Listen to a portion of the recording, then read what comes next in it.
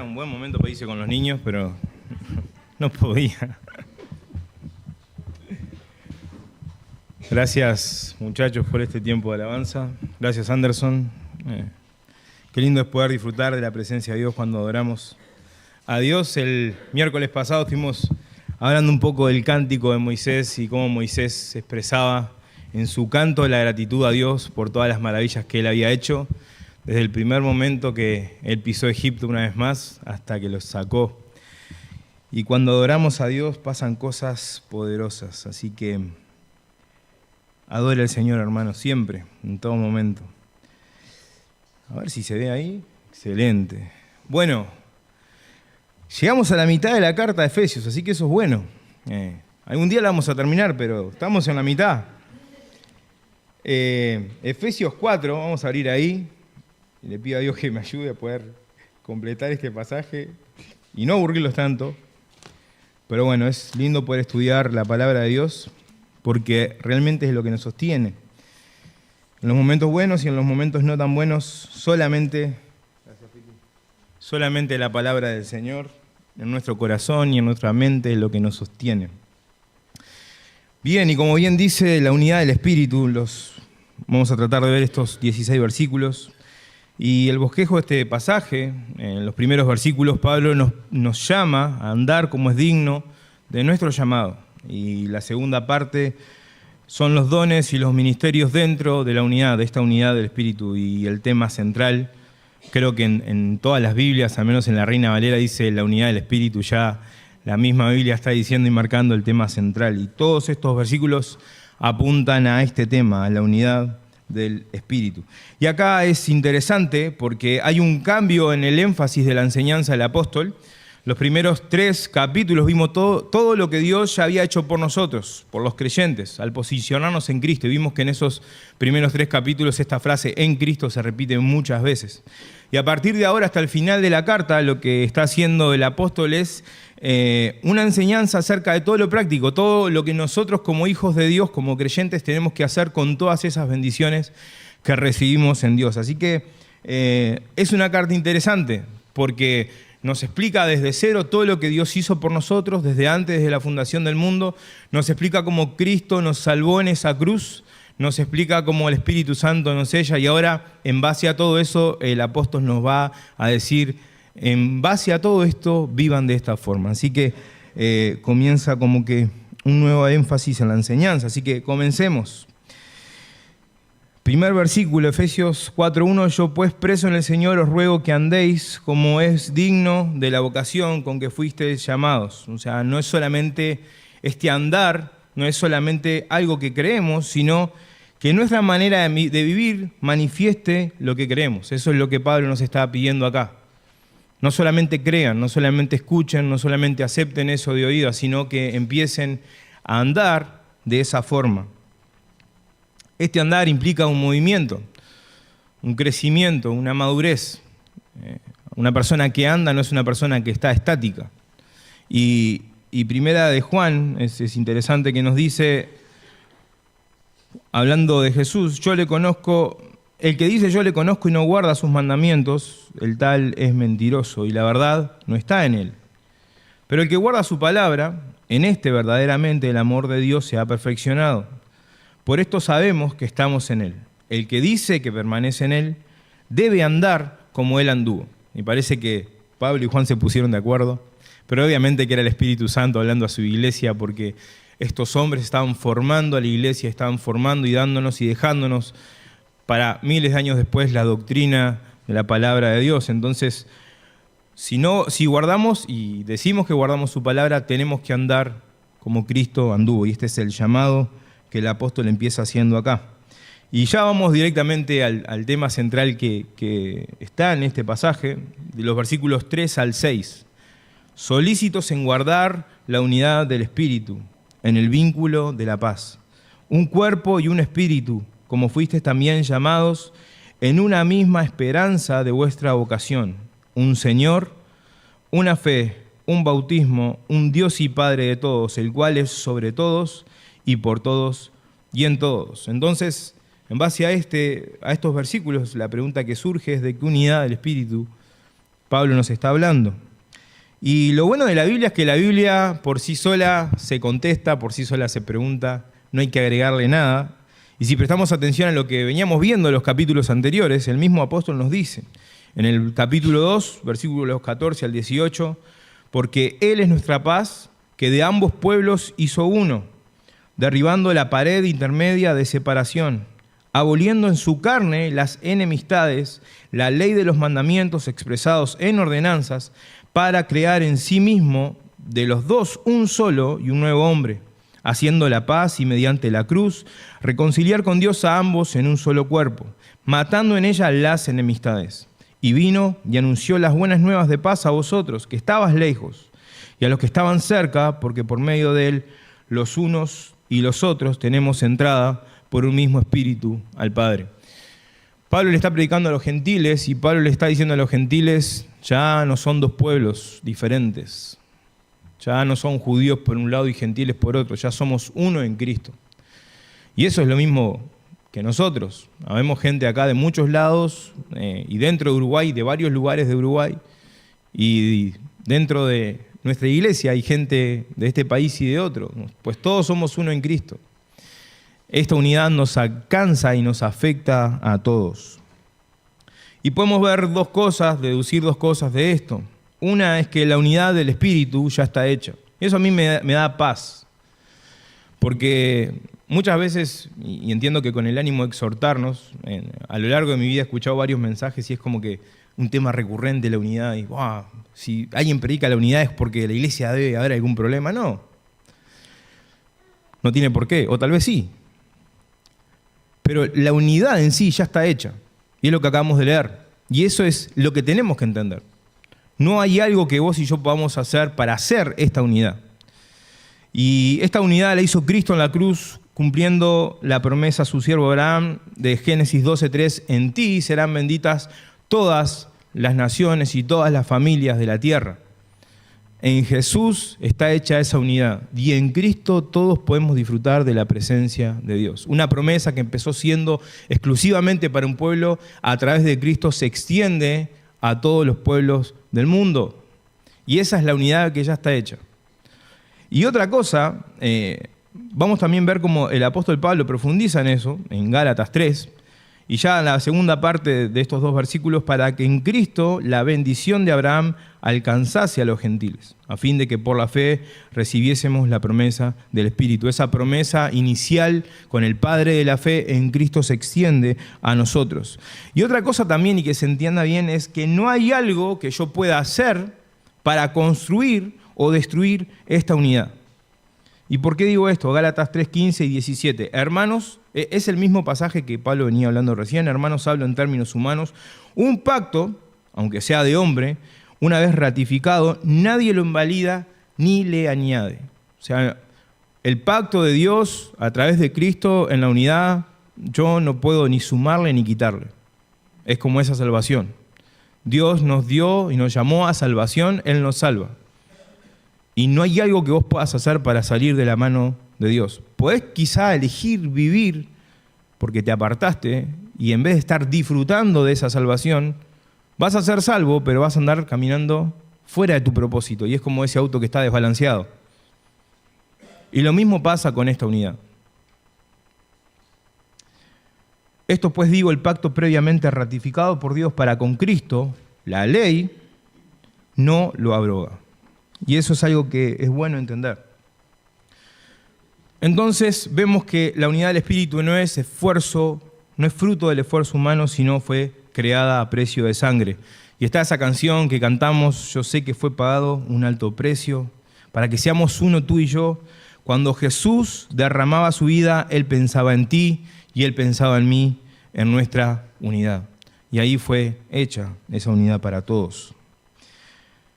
Considerando esto que acabamos de ver y viendo estas dos cosas que vienen a continuación, teniendo en cuenta todo lo que Dios ya hizo por nosotros, todo eso que ya vimos en los primeros 3 capítulos, fuimos escogidos en Cristo, predestinados, redimidos, sellados por el Espíritu Santo, salvos por gracia, nos hizo coherederos de la promesa de Cristo.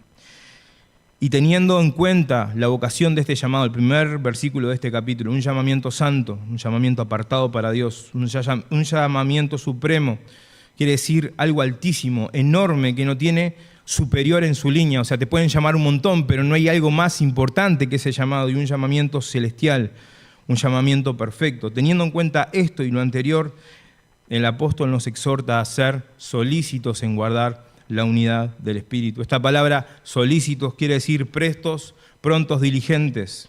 Y lo conocemos bien de ese versículo: procura con diligencia presentarte a Dios. Es la misma palabra. Nos llama el apóstol a preservar la unidad del Espíritu, a andar y a vivir como es digno de esta unidad. Y sobre todo esto, y yo creo que la clave es esto: disfrutar de la unidad del Espíritu. Y eso es algo que sí nos compete a nosotros. Vos podés estar acá disfrutando de lo que estás haciendo, disfrutando de la comunión, disfrutando de la iglesia, y podemos vivir nuestra semana disfrutando de la comunión con los hermanos, o podés estar en la misma iglesia y estar dando patadas contra el clavo, y es como que una nube negra siempre anda alrededor tuyo, ¿no? Y esa misma nube te sigue a todos lados. Está en vos la actitud de cómo poder servir a Dios en esta unidad. O sea, la pregunta es: ¿cómo hacemos? ¿Cómo guardamos esta unidad? Y acá sí va el versículo 2. El apóstol nos dice: con toda humildad y mansedumbre. ¿Qué tema? Esta palabra humildad. Justo vos, Elías, vas a hablar de humildad. Bueno, tocó.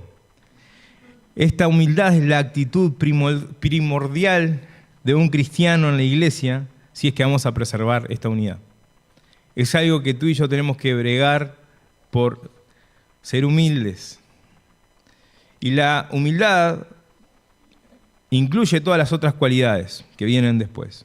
Entonces vemos que si hay humildad va a haber mansedumbre. Es como algo inmediato.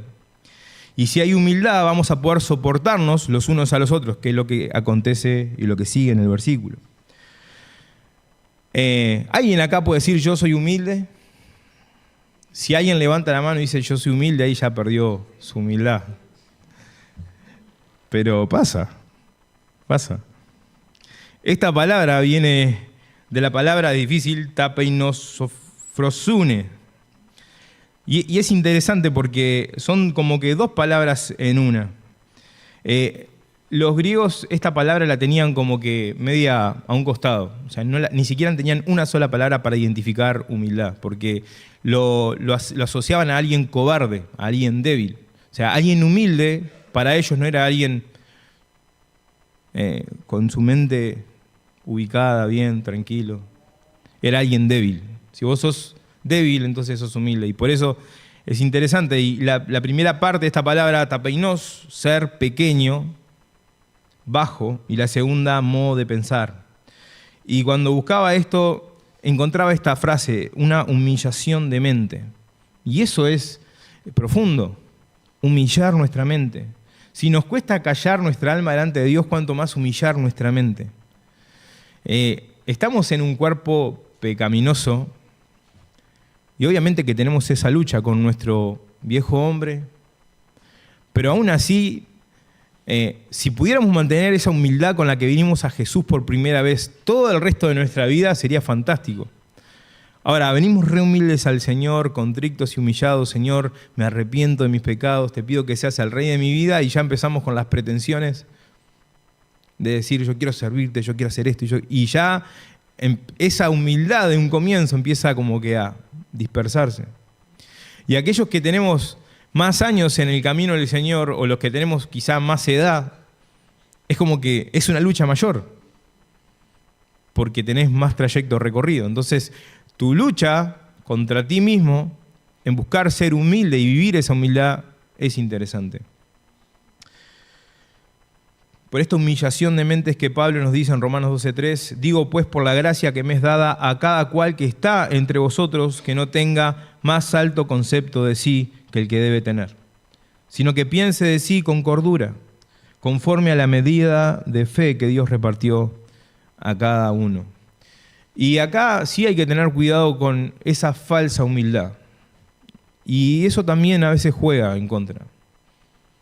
Si Dios te llamó a algo y Dios te usa para algo y Dios bendice a otros a través de tu vida con lo que Dios te haya dado, gloria a Dios por eso. Y no lo desconozcas. sino entregale eso al Señor.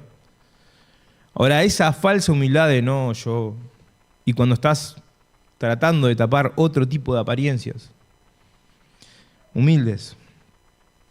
La Biblia nos dice que Jesús fue humilde y que no hubo una persona más humilde en toda la tierra que Él. Siendo Dios se hizo hombre, siendo el dueño de todo nació en un pesebre, siendo rico se hizo pobre, siendo rey se hizo siervo, siendo santo se hizo pecado, siendo inocente se hizo culpable.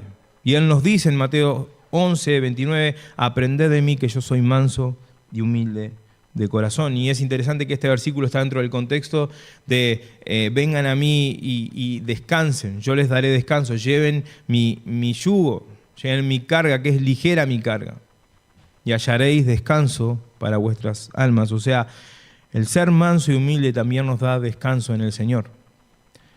Y en una vida donde estamos al palo todo el tiempo, yo no recuerdo la última vez que dormí 8 horas. Y parte de las cosas que vengo pasando es porque duermo poco a veces. Pero qué importante es encontrar descanso.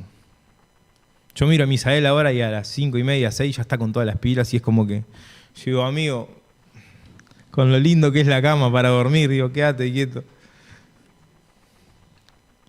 Y bueno, cuando yo dicen que también que yo me levantaba y como a las 5 o 6 ya había que limpiar la casa y todo. Descanso, ser humildes. Es la invitación que el Espíritu Santo nos está haciendo. Y por esta razón Cristo es nuestra vara de medida y todos conocemos ese pasaje. Haya pues en ustedes esta actitud que hubo también en Cristo Jesús. Y sigue el versículo, se humilló a sí mismo y siendo Dios tomó forma de siervo. La palabra de Dios y la humildad es un tema recurrente a lo largo de todos los libros de la Biblia, y eso es interesante porque el hombre más sabio del mundo después de Jesucristo escribió esto: cuando viene la soberbia, viene también la deshonra, mas con los humildes está la sabiduría. Y Proverbios 16, antes del quebrantamiento es la soberbia, o sea, lo opuesto, y antes de la caída la altivez de espíritu. Mejor es humillar el espíritu con los humildes que repartir despojos con los soberbios. Y vaya que esto realmente lo aprendemos cuando caemos feo. Porque es como que uno sabe eso. Antes del quebrantamiento,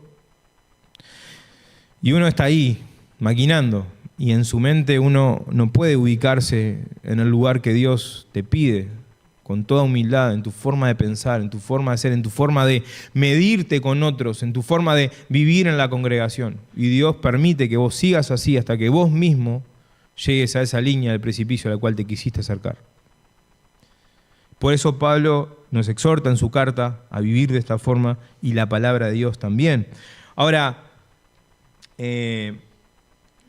hay un pastor que me encanta y usó esta frase y por eso la pongo ahí. Mientras que el orgullo es la esencia de todo pecado, la humildad es la esencia de toda bendición de Dios. Y eso lo podemos ver en estos dos versículos. El temor de Jehová es enseñanza de sabiduría y a la honra precede la humildad.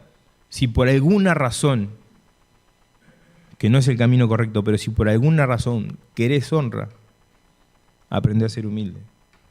Está mal enfocado. Pero si lo querés pensar hasta por el absurdo, pensalo así. Nadie va a darte honra si vos sos soberbio. Nadie va a decir, qué buena la vida de Elías, qué buena la vida de Manuel, qué buena la vida de Élida, si somos soberbios. Puedo ver de todo ahí menos a Cristo. Eso es lo que termina diciendo la gente, y es real. Estaba ese himno, vi a Cristo en ti, en la vida de un creyente, y seguramente cuando uno es soberbio, lo que menos se ve es a Cristo en nosotros. Riquezas, honra y vida son la remuneración de la humildad y el temor de Jehová. Y esto es real. La gente que realmente, y sobre todo los hijos de Dios que yo conozco que la tienen, son hiper humildes. No te vas a dar cuenta nunca que están muy bien económicamente. No es lo importante. Pero sí es como que, no sé, Dios lo dejó ahí. Riquezas, honra y vida son la remuneración de la humildad y del temor de Jehová. Y a lo largo de la palabra vemos los hombres de Dios. Abraham era próspero. Jacob, con toda su locura, terminó siendo humilde y también fue próspero. el rey David, Salomón y unos cuantos más, Dios los bendijo de manera poderosa. Ahora, este versículo también habla de la mansedumbre. Y esta palabra aparece justamente en la Biblia, en Gálatas 5, 22, 23, más el fruto del Espíritu es amor, gozo, paz, paciencia, benignidad, bondad, fe, mansedumbre, templanza. Contra tales cosas no hay ley. Entonces pensaba en esto, que si no habita en nosotros el fruto del Espíritu Santo, es imposible que aflore la mansedumbre en nosotros. Si en nuestra vida el fruto del Espíritu Santo no se ve, por ende la mansedumbre no se va a ver. Es como que algo que implica una cosa implica la otra. Esta palabra mansedumbre viene de la palabra proates. Es un término que se usa para referirse a un animal que ha sido domado. ¿Se han subido a caballos mansos o a yeguas mansitas? La primera vez que intenté andar en caballo allá en Rivera con unos primos, me subió arriba de una yegua y yo dije, qué fácil que es. Y la yegua iba, ta. Hermoso. Ahora después me dijo, tomá, acá hay otro caballo. Me sacó corriendo y yo un poco más me tiro al piso porque... Después me acuerdo una vez que fuimos a un campamento de adolescentes o de jóvenes en Minas, cuando estábamos en Parque Valle, fuimos ahí, el campamento lo organizó Timoteo Willoughby, era muy interesante, era la chacra de alguien, y tenía un caballo, y yo hacía 2 semanas que había estado en Rivera con el otro caballo, entonces dije, me reencantó la experiencia, voy de vuelta, y ese caballo, aparte era todo campo y había un árbol ahí, o sea, el tipo enfiló para ahí, o sea, no había forma y yo le movía la rienda para acá, para allá, lo tiraba para atrás, y el tipo seguía, y era como que yo le tiraba la rienda y él más aceleraba, y yo digo, Dios mío. Y ahí fue bien de película, o sea, estaba la rama acá, tiré la rienda, el bicho como que medio ahí y enfiló para atrás solito, por la gracia de Dios. Pero bueno, la mansedumbre es eso, es domar algo, es ese carácter de alguien que está domado, ese animal. Y en otras palabras, la mansedumbre es como que ese poder bajo control. Proverbios 16:32 dice, mejor es el lento para la ira que el poderoso, y el que domina su espíritu que el que toma una ciudad. Y la comparación es tremenda. El que domina su espíritu que el que toma una ciudad. Y a lo largo del libro de los Reyes vemos cuando un imperio iba contra otro y habitaba y la ciudad y la sitiaba. Todas las cosas que pasaba, pobre ciudad. Ahora la Biblia nos dice mejor es dominar nuestro espíritu. El mismo apóstol Pablo, sé que es un tema recurrente por parte del Espíritu Santo en Colosenses 3, vestidos pues como escogidos de Dios, santos y amados de entrañable misericordia, de benignidad, de humildad, de mansedumbre. Directamente conecta los 2 términos que estamos estudiando, de paciencia. Y es interesante que el profeta Sofonías dice, buscad a Jehová todos los humildes de la tierra. Los que pusiste por obra su juicio, buscad justicia, buscad mansedumbre, es algo que tenemos que buscarlo, es algo que tenemos que intencionalmente caminar hacia eso, si es que queremos vivir en esta unidad del Espíritu. Dice, quizás seréis guardados en el día del enojo de Jehová. La otra parte de este versículo 2 dice, soportándoos los unos a los otros con paciencia en amor. Y acá sí, es verdad, hay que confesarlo, hay algunos que somos difíciles de soportar.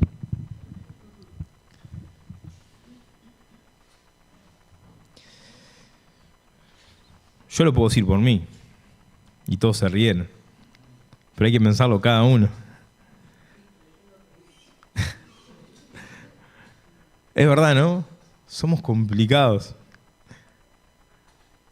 El ser humano es complejo. Creo que Tavo estaba cuando nos predicó los jóvenes la complejidad del ser humano. Y es real. Y dentro de esa complejidad está esto. Somos difíciles de soportar. Y Jesús usa esta frase. Es como que estaba que ya no quería más nada, pobre. Jesús usó esta expresión. Oh generación incrédula y perversa. ¿Hasta cuándo os he de soportar? ¿Se acuerdan de esta situación? ¿Qué pasó acá? ¿Qué pasó cuando dijo esto? Había un muchacho endemoniado y los discípulos no pudieron sacar el demonio.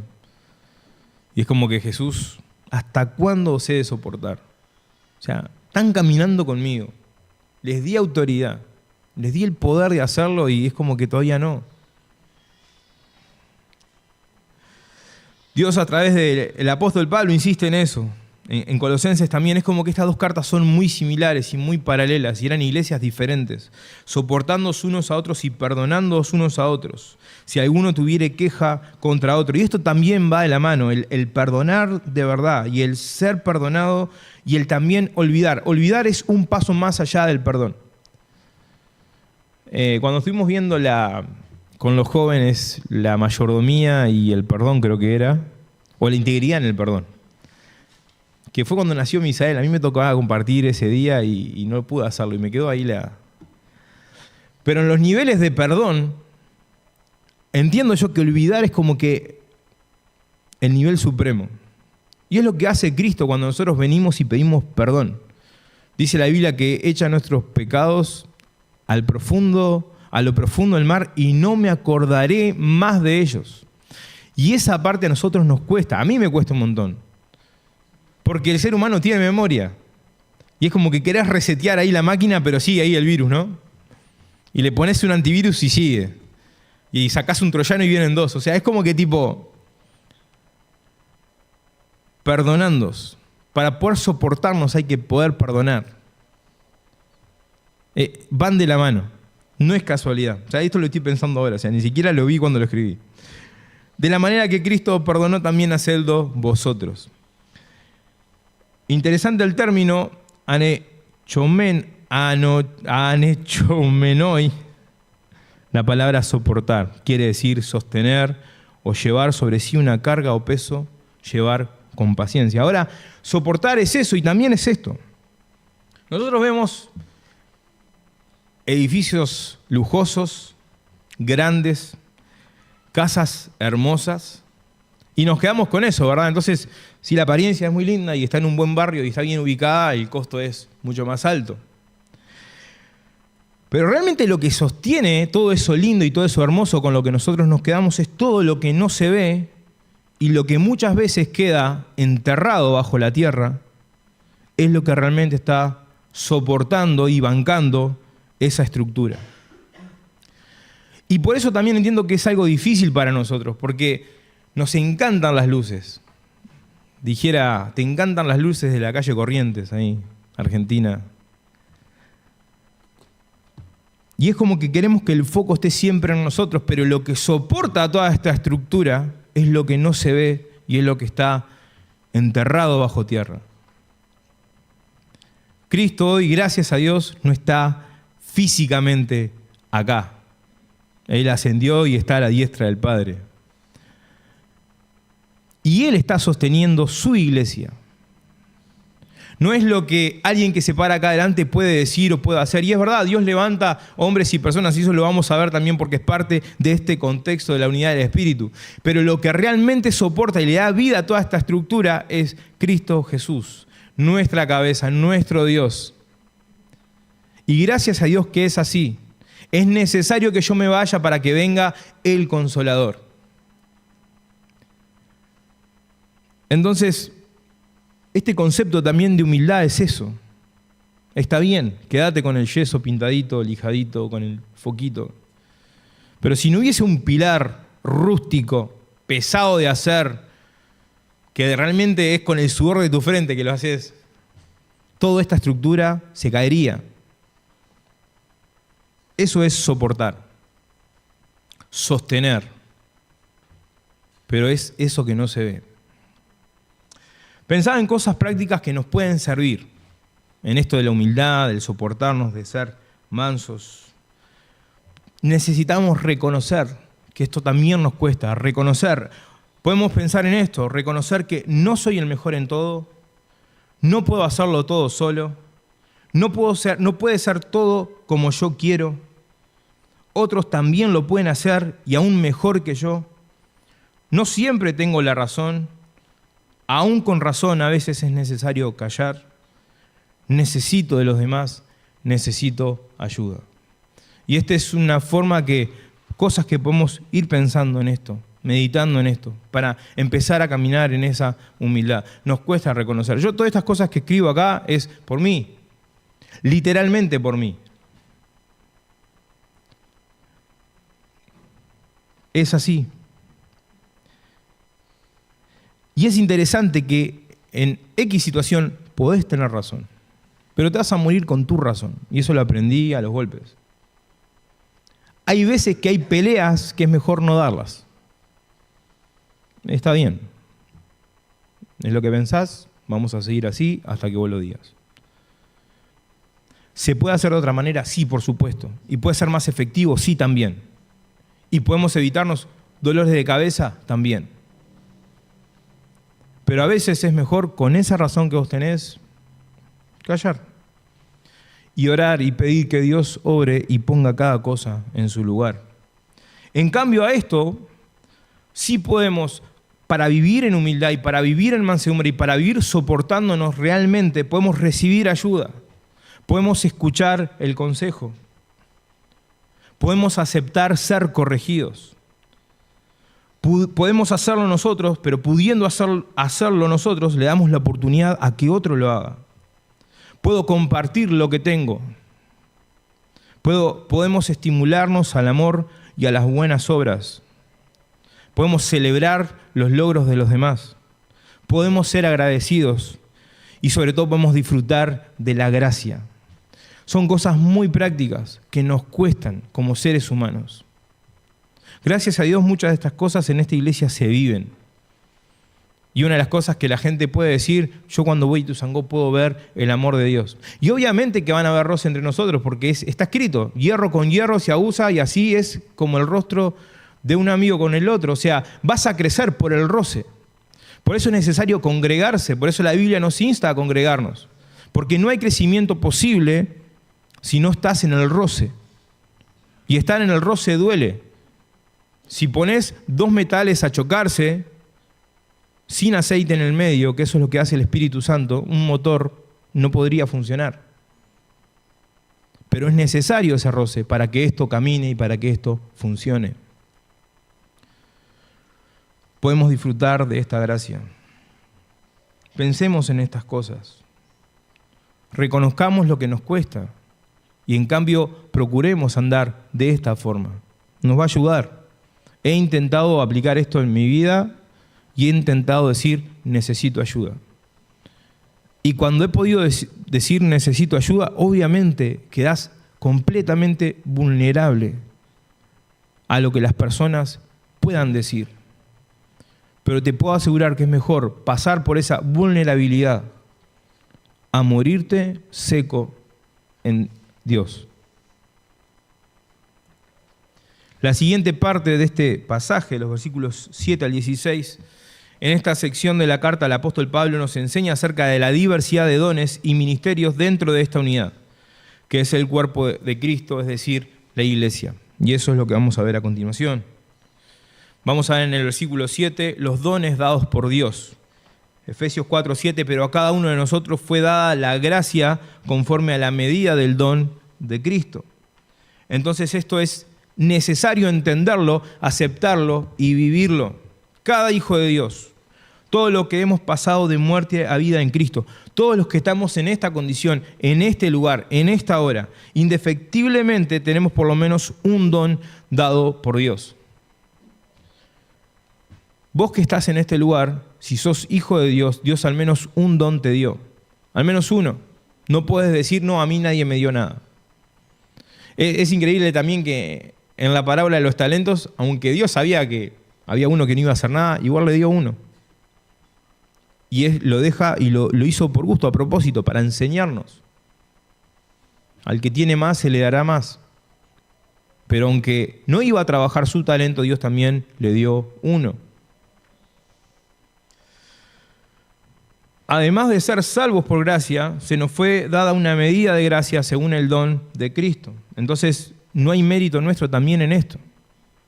Ni en la unidad hay mérito nuestro, ni en recibir esos dones tampoco hay mérito nuestro. No es algo que nosotros ganamos.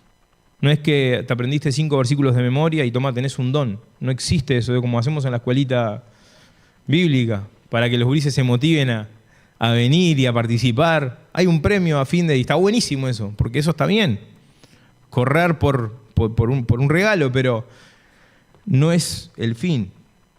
Esta gracia nos fue entregada porque a Dios, a Cristo, se le plació. Listo.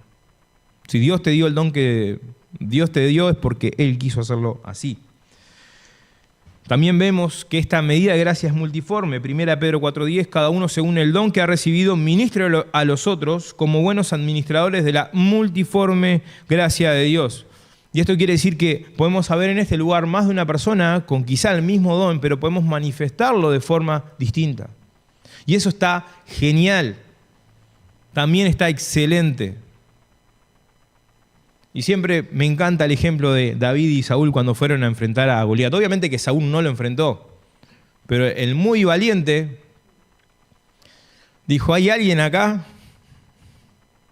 Yo le voy a dar a mi hija, le saco los impuestos, le doy tierras. Y cuando David viene y se acerca y dice, yo, ¿estás seguro? Bueno, tomá mi casco, tomá mi espada, tomá mi escudo. Y David se lo pone y dice, no, yo no puedo. Ni siquiera lo puedo cargar, menos pelear con esto.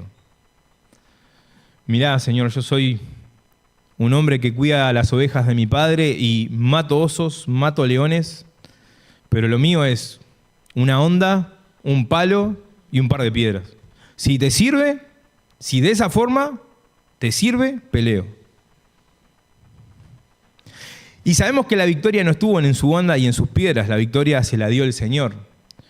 Pero la forma de manifestar ese don fue con lo que Dios le dio a él. ¿Se cumplió el objetivo o no? ¿Mataron a Goliat o no? ¿Ganaron la pelea o no? Bueno, Dios lo quiso así. Entonces con los dones espirituales pasa exactamente lo mismo. Si Dios a un hermano lo usa de una forma, gloria a Dios por eso. Deja que Dios te use como Dios quiere usarte. No te compares, que también es una lucha. Tiempo y ocasión acontecen a todos, dice la palabra. Va a llegar tu hora. Va a llegar tu momento para hacer lo que Dios quiera que hagas. Quizá es estar atrás del telón y correr las cositas del telón para que el telón se abra y otros en la plataforma y se luzcan y la gente los aplauda y la gente les dé el ramo de flores a la principal del ballet y suba el director de la orquesta y todo el mundo lo aplauda y saluda al foso. Y quizá tu función es estar atrás del telón moviendo las piolitas. Ahora, si vos no estuvieras ahí, todo eso otro no se puede hacer. Nosotros hablamos porque sí. Y eso también es parte del ser humano. Deja que la gente hable. Si estás convencido de que Dios te está llamando y lo que estás haciendo va en nombre del Señor y porque Dios así lo quiso y Dios así lo puso en tu corazón y las personas de influencia de tu vida realmente te apoyan y te dan para adelante y entienden qué es lo que Dios está haciendo en tu vida, continúa. Es inevitable que el ser humano que está a tu lado hable. Inevitable. Judas habló de María, que derramó el perfume, pero 2 días después lo estaba entregando a Jesús.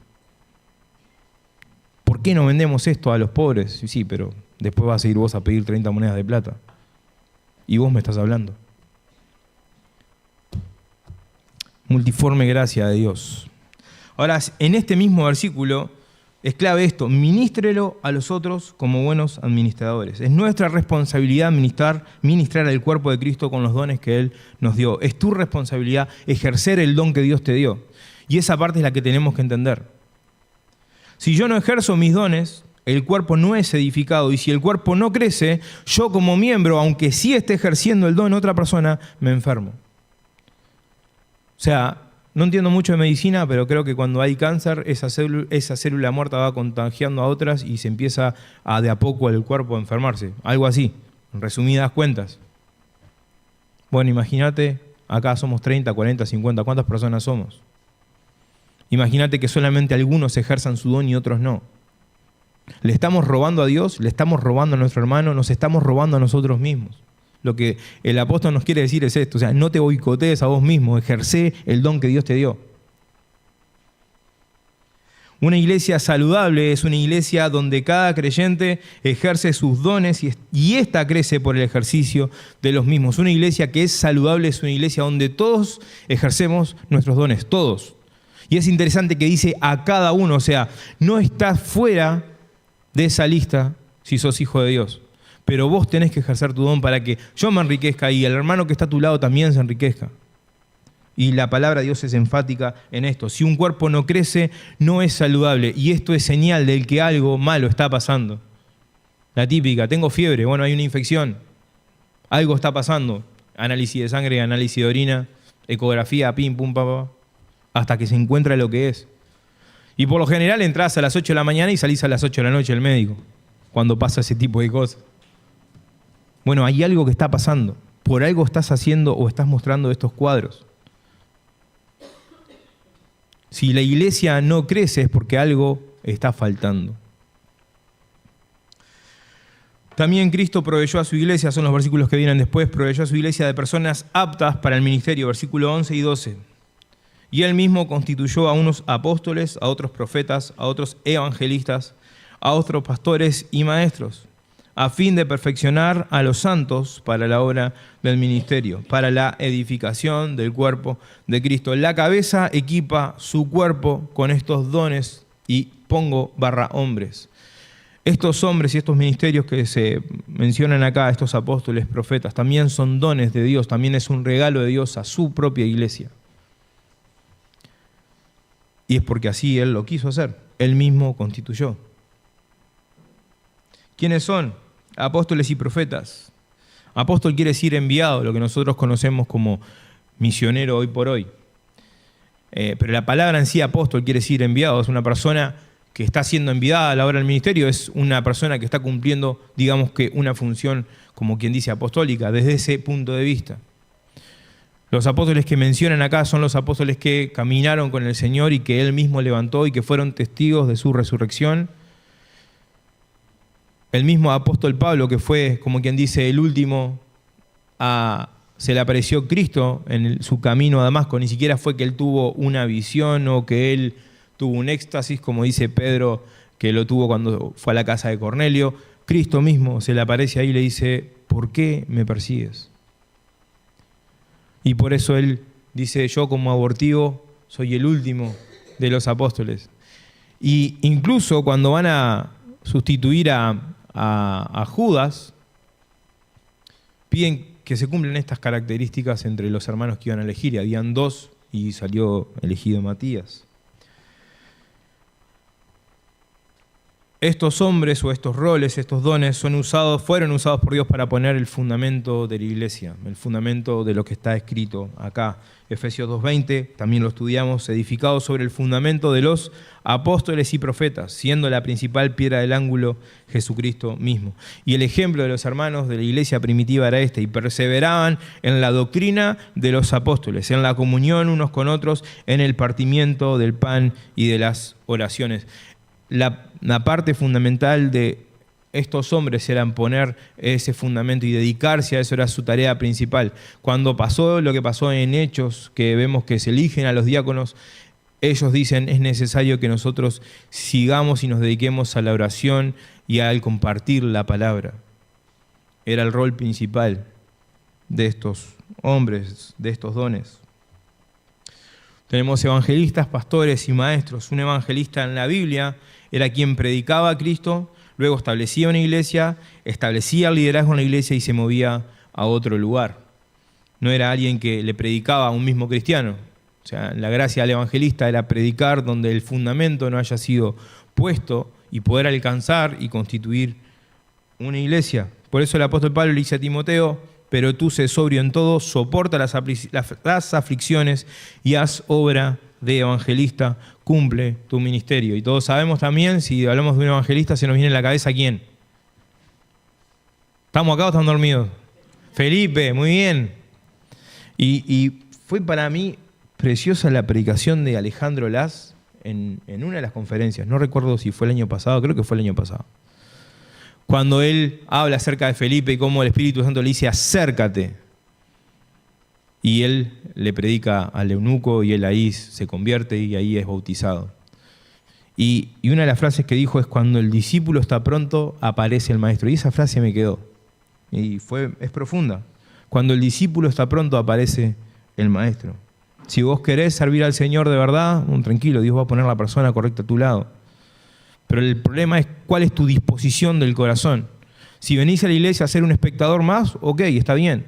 Y vas a andar acá y todo va a ser una crítica y todo va a ser una cara larga. Ahora, si venís acá con el deseo de poder servir al Señor, y sí, el Espíritu Santo va a instruirte, la palabra de Dios va a instruirte, los hermanos van a enriquecer tu vida y seguramente un maestro va a aparecer al lado tuyo para enseñarte lo que la palabra de Dios dejó escrito. Y estos pastores también, muchos, por el significado de la palabra, van de la mano.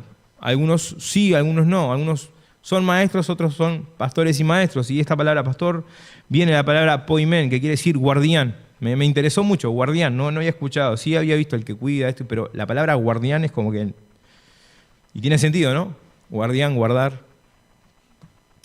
Es la persona que se dedica a la cría, guía y cuidado del ganado al aire libre. Y por eso David fue un gran pastor. Luego, cuando él fue puesto como rey, dice que el mejor momento de Israel fue cuando él fue rey de Israel. Pero él aprendió a ser ese pastor o ese rey que iba a guiar, ese pastor que iba a guiar a su pueblo, cuidando las ovejas de su padre. Por eso también dice la Biblia, no menosprecies los comienzos pequeños. O sea, cuando es como que, pero un huesito me tiraste. Che, hay que sacar la basura de la reunión de jóvenes. Nos cuesta, ¿verdad? Maestro, viene la palabra didascaloi. Y sobre todo esta palabra didascalia quiere decir enseñanza. Y justamente el rol principal del maestro es enseñar. Y es interesante que también a los ancianos de esta misma iglesia, el apóstol Pablo en Hechos 20, recuerden que en Hechos 20 es cuando pasa aquel alboroto en Éfeso, y a estos mismos ancianos, Pablo les dice: por tanto, mirad por vosotros y por todo el rebaño en que el Espíritu Santo os ha puesto por obispos para apacentar la iglesia del Señor, la cual él ganó por su propia sangre. Y esta palabra obispo, ya lo hemos escuchado más de una vez, viene la palabra episcopos, que quiere decir supervisor. Y en la Biblia, la palabra anciano, pastor, obispo, son similares. Que el término sea similar no quiere decir que realmente todos estemos cumpliendo la función. Y yo creo que eso es algo que realmente tenemos que seguir trabajando. Que alguien te ponga como líder de jóvenes o como líder de niños, si no cumplís el rol de estar liderando a esos niños, al menos acercarte, che, ¿cómo andás? Estás ahí figurativamente. Podés tener el título pegado en la pared de tu casa, pero si no ejercés, nada, yo me recibí de técnico en infografía. Son las personas que en el antiguo plan del título ayudante de arquitecto, eso se sacó porque ganaban bien y había menos torta para repartir entre los arquitectos que se recibían y los ayudantes de arquitecto, diversificaron toda la carrera de ayudante de arquitecto y lo que hicieron fue técnico en construcción, técnico en infografía, técnico en eléctrica, técnico en sanitaria. Entonces ahí ya no podés firmar y ya podés ganar menos o te va a costar mucho más. Esa fue la estrategia. Y bueno, algo había que estudiar y papá me dijo, andá a la IEC, y bueno, hice bachillerato de construcción. Bueno, un año más y haces una tecnicatura a un nivel terciario. Buenísimo. Bueno, ahí está el título. Técnico en infografía. Si piensan que toqué alguna vez un estudio de arquitecto para hacer un plano, están equivocados. A lo sumo hice un plano en casa, un render en casa, pero nunca ejercí ese título que está ahí. Ahora bien, que en tu currículum, obviamente que lo pongo. ¿Sabés manejar Excel? Sí. Me puse 2 bobadas en Excel una vez y no sé ni cómo poner una fórmula para que sume solo. O sea, es necesario que sepa inglés. Sí, inglés nativo. Hello. How are you? Y hasta ahí. Pero no, estudié en el Anglo. Bueno, con esto pasa exactamente lo mismo. Si Dios te llama y Dios te pone, tenés que ejercer el rol. Es necesario que ejerzas ese rol, porque si no estás ejerciendo ese rol, así como el que no usaba sus dones, no edificaba el cuerpo, el que está por encima como un supervisor, no está supervisando. Y si yo no estoy supervisando, pueden pasar un montón de cosas. Por algo hay supervisores en las empresas. El problema es cuando el supervisor es corrupto y ahí que pasan las mejores familias. ¿Para qué Cristo dio estos dones, estos hombres a su iglesia? Y ahí viene el tramo final de este pasaje, del 12 al 16, para que seamos perfeccionados. Esa es la esencia del porqué. A fin de perfeccionar a los santos para la obra del ministerio, para la edificación del cuerpo de Cristo, para que ya no seamos niños fluctuantes, llevados por donde quiera de todo viento de doctrina, sino que siguiendo la verdad en amor, crezcamos en todo en aquel que es la cabeza, en Cristo. Esta palabra perfeccionar viene de la palabra katartizo, quiere decir hacer apto, completar, equipar, restaurar. Dios nos da estos dones, Dios nos da estos hombres para perfeccionarnos, en el versículo 12, para cuidarnos, en el versículo 14, versículo 15, para que crezcamos. Cuando cada uno de los creyentes es perfeccionado, toda la iglesia es perfeccionada. Y esa es la visión que el apóstol nos invita a mirar. Por eso es importante que ejerzamos los dones que Dios nos dio y que si Dios te puso en una función, la ejerzas. No sirve de nada que tengas una función en el cuerpo de Cristo de decoración. Porque obviamente Dios nos va a pedir cuenta de lo que estamos haciendo. Por eso la Biblia nos dice, orad por vuestros pastores, porque ellos van a dar cuenta de vosotros.